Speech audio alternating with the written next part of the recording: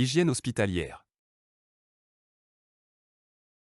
Fondement, cadre réglementaire et définition. Le monde microbien et le processus infectieux. Les infections liées aux soins, les précautions standards. Stérilisation et isolement. Risques environnementaux et professionnels.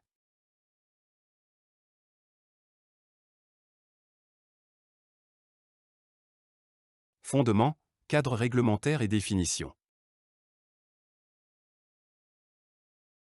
L'hygiène hospitalière ne se résume pas à la propreté visible, c'est une discipline scientifique médico-légale visant à rompre la chaîne de transmission des germes pathogènes au sein des structures de santé.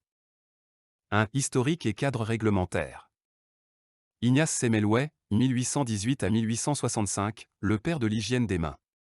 Il démontre à Vienne que la mortalité par fièvre puerpérale des femmes accouchées chute drastiquement, de 18% à moins de 2%, lorsque les étudiants en médecine se lavent les mains avec une solution d'hypochlorite de chaux après avoir pratiqué des autopsies.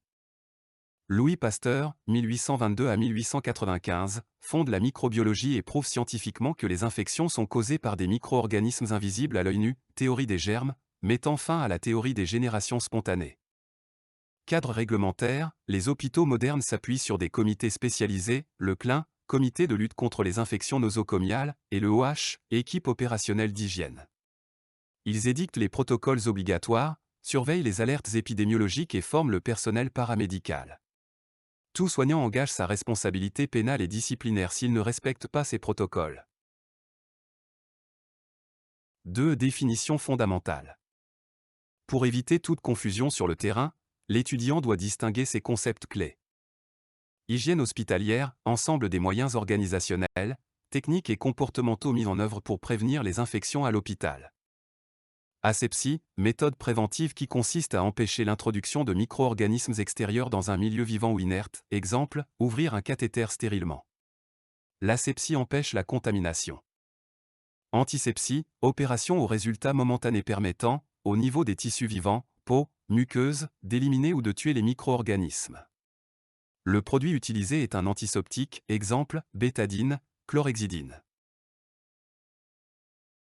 Désinfection, opération au résultat momentané permettant d'éliminer ou de tuer les micro-organismes portés par des milieux inertes, surface, sol, dispositifs médicaux.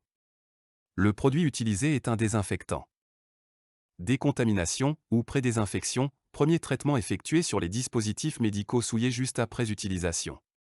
Son but est de diminuer la population de micro-organismes et de faciliter le nettoyage ultérieur tout en protégeant le personnel et l'environnement.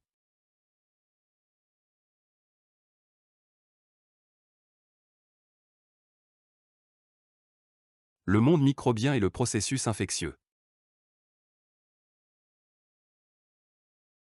3. Le monde microbien, notion de microbiologie. A. Les micro-organismes et leurs propriétés. Les micro-organismes se classent en 4 grandes familles distinctes. B. Les flores bactériennes de l'homme. Le corps humain héberge des milliards de bactéries réparties en 2 types de flore cutanées. La flore résidente, commensale, fixée sur la peau de façon permanente. Elle est protectrice et peu pathogène, sauf si elle s'introduit accidentellement dans un site stérile, chirurgie, perfusion. Elle s'élimine difficilement au lavage simple. La flore transitoire, acquise au cours des gestes de la vie quotidienne et des soins, contact avec un patient, des barrières de lit, des fluides. Elle est composée de germes hospitaliers souvent pathogènes et manuportés. Elle s'élimine facilement grâce à l'hygiène des mains. C'est les micro-organismes et leurs effets pathogènes. Un germe est dit pathogène lorsqu'il a la capacité de provoquer une maladie. Son pouvoir dépend de sa virulence, agressivité, de sa toxicité, production de toxines, et du niveau de résistance de l'hôte. 4. L'infection. L'infection correspond à la pénétration, la multiplication et le développement d'un micro-organisme pathogène à l'intérieur d'un hôte vivant, entraînant des lésions cellulaires et une réaction immunitaire, clinique ou biologique. Elle se distingue de la simple colonisation, présence de germes sans signe clinique ni réaction immunitaire. 5. Les moyens de défense contre l'infection. Le corps humain se défend via 2 systèmes complémentaires. Les barrières naturelles, innées, la peau intacte, les muqueuses, l'acidité gastrique, les cils de l'arbre respiratoire et les larmes. La réponse immunitaire non spécifique, la réaction inflammatoire locale, chaleur, rougeur, douleur, édème, et la phagocytose, destruction des germes par les globules blancs polynucléaires. La réponse immunitaire spécifique, adaptative, production d'anticorps par les lymphocytes B, immunité humorale, ou destruction ciblée par les lymphocytes T, immunité cellulaire.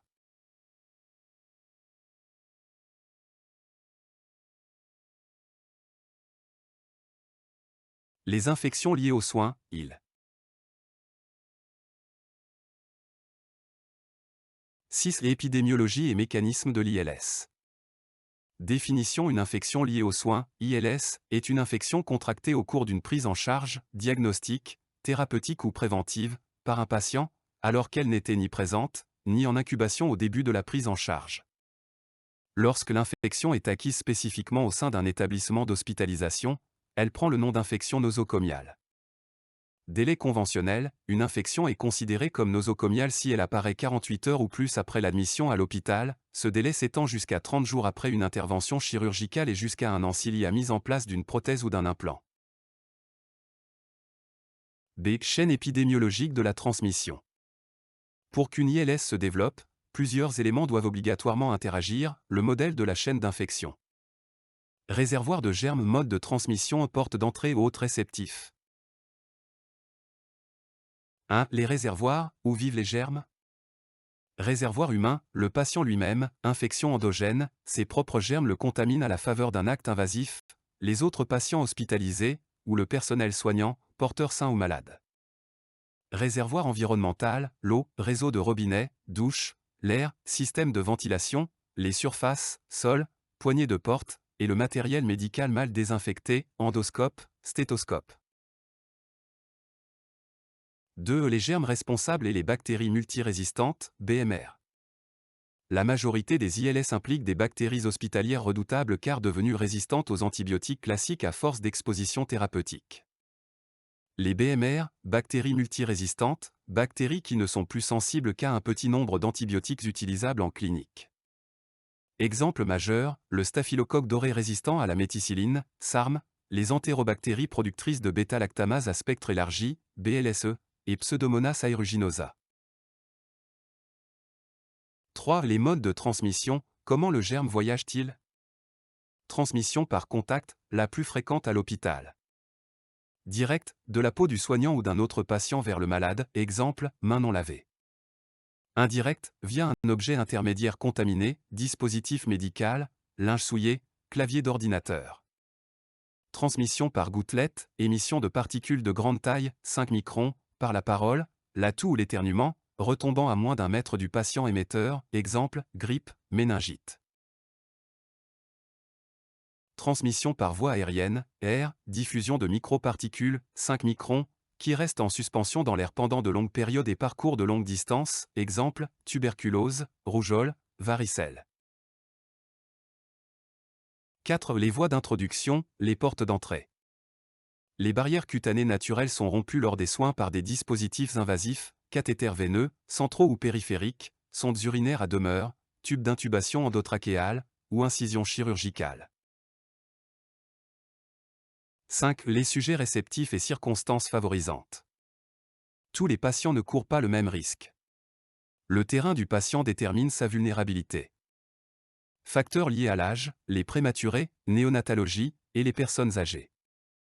Facteurs liés à la pathologie, les immunodéprimés, oncologie, chimiothérapie, greffés, les diabétiques, les grands brûlés et les polytraumatisés. Facteurs thérapeutiques, traitements immunosuppresseurs, corticothérapie au long cours, et antibiothérapie abusive qui détruit la flore protectrice.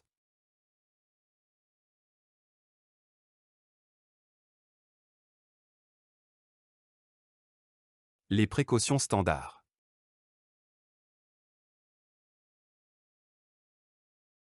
Les précautions standards sont des mesures d'hygiène de base destinées à être appliquées systématiquement à tous les patients, dans tous les services, quel que soit leur statut infectieux, afin de protéger à la fois le patient et le soignant. 7. Les axes majeurs de prévention.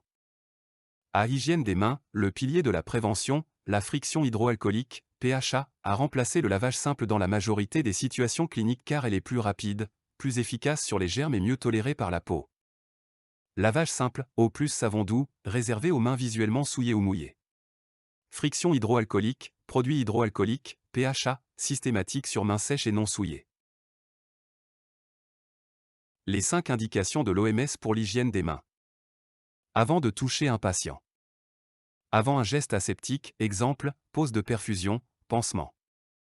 Après un risque d'exposition à un liquide biologique. Après avoir touché un patient. Après avoir touché l'environnement immédiat du patient. Technique de la friction hydroalcoolique. Utilisez une dose de produit, 3 ml, sur des mains sans bijoux, ni montre, ongles courts et sans vernis. Frictionnez pendant 30 secondes jusqu'à séchage complet en respectant les étapes, paume contre paume, dos des mains, espaces interdigitaux, éminence des pouces, ongles et bouts des doigts, et enfin les poignets. B. Usage raisonné des gants. Les gants ne remplacent en aucun cas l'hygiène des mains. Ils protègent le soignant et préviennent la contamination croisée sous conditions strictes. Quand mettre des gants? En cas de risque de contact avec du sang, des liquides biologiques, des muqueuses ou la peau lésée du patient, ou si les mains du soignant comportent des lésions, coupures. Règle d'or, un soin égale une paire de gants. Retirez les gants immédiatement dès la fin du soin avant de toucher l'environnement, téléphone, dossier. Réalisez une hygiène des mains immédiatement après le retrait des gants. C'est les tenues de protection, équipement de protection individuelle, EPI. La blouse au tablier plastique, le tablier à usage unique est ajouté sur la tenue professionnelle dès qu'il y a un risque de projection de liquide biologique ou de contact direct avec le lit du malade lors de soins mouillants, toilettes, réfection de lit souillé. Les masques. Masque chirurgical, anti-projection, porté par le soignant pour protéger le patient de ses propres sécrétions ou pour se protéger des projections directes du patient. Appareil de protection respiratoire FFP2, filtre l'air inspiré. Obligatoire face à un risque de transmission aérienne, exemple, suspicion de tuberculose. Les lunettes de protection, obligatoires lors de soins exposant à des projections de sang ou de sécrétion, aspiration trachéale, accouchement, endoscopie.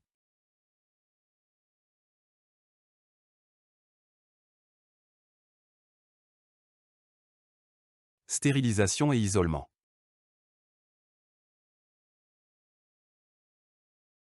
« 8. La stérilisation des dispositifs médicaux réutilisables.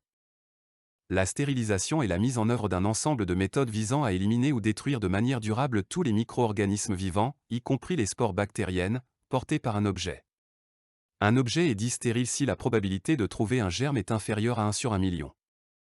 La chaîne de stérilisation, les étapes obligatoires. 1. Prédésinfection 2. Nettoyage 3. Séchage 4. Conditionnement 5. Autoclave. La prédésinfection, décontamination, immersion immédiate des instruments souillés dans un bain de déterge désinfectant sur le lieu de soins pendant 15 minutes. Interdiction de laisser sécher les souillures. Le nettoyage, rinçage, lavage, action mécanique, brossage, associé à une action chimique pour éliminer toutes les matières organiques résiduelles. Le séchage, rigoureux, au chiffon propre ou à l'air comprimé, pour éviter la prolifération bactérienne résiduelle et la corrosion des instruments. Le conditionnement, emballage, mise en sachet ou en boîte hermétique munie d'un filtre perméable à la vapeur mais imperméable aux micro-organismes après traitement. La stérilisation par l'autoclave, vapeur d'eau saturée, le procédé de référence à l'hôpital. Paramètres standard d'efficacité, 134 degrés Celsius pendant 18 minutes sous pression. Les indicateurs colorés de passage sur le sachet valident le bon déroulement du cycle. 9. Les isolements hospitaliers. L'isolement consiste à séparer physiquement un patient ou à modifier son environnement pour interrompre une chaîne de transmission infectieuse. Isolement septique, empêcher les germes du patient de contaminer l'extérieur. Isolement protecteur, protéger le patient immunodéprimé des germes extérieurs. Les types d'isolement géographique basés sur la transmission. Ils s'ajoutent obligatoirement aux précautions standards. Isolement de contact, exemple, patient porteur de BMR cutané, gale, chambre individuelle signalée par un pictogramme. Port de gants et de surblouse obligatoire à l'entrée pour tout soin. Matériel de diagnostic individualisé dans la chambre, stéthoscope, tensiomètre. Isolement gouttelette, exemple, patient atteint de méningite à méningocoque, grippe, chambre individuelle. Port obligatoire d'un masque chirurgical par le soignant dès l'entrée dans la chambre. Si le patient doit se déplacer, il doit obligatoirement porter un masque chirurgical. Isolement air, exemple, patient suspect de tuberculose pulmonaire active, chambre individuelle à pression négative si possible, porte constamment fermée. Port obligatoire d'un masque de type FFP2 par le soignant avant d'entrer dans la chambre.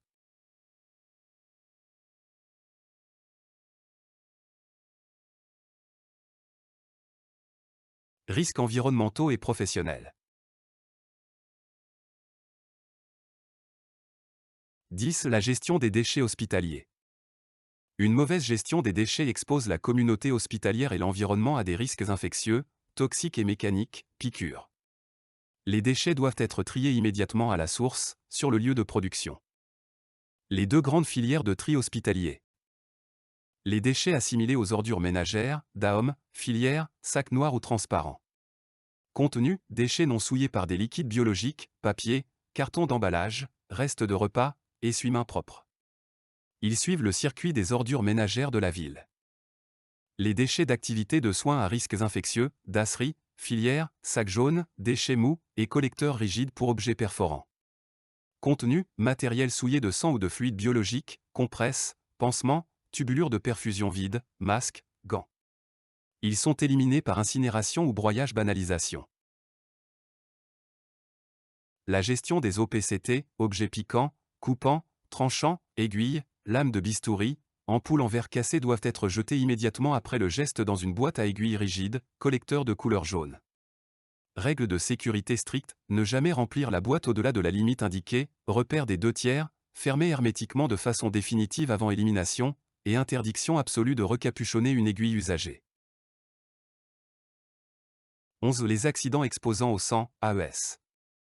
Un AES est défini comme tout contact accidentel avec du sang ou un liquide biologique contenant du sang, survenant lors d'une effraction cutanée, piqûre, coupure, ou lors d'une projection sur une muqueuse, œil, bouche, ou sur une peau lésée, eczéma, plaie.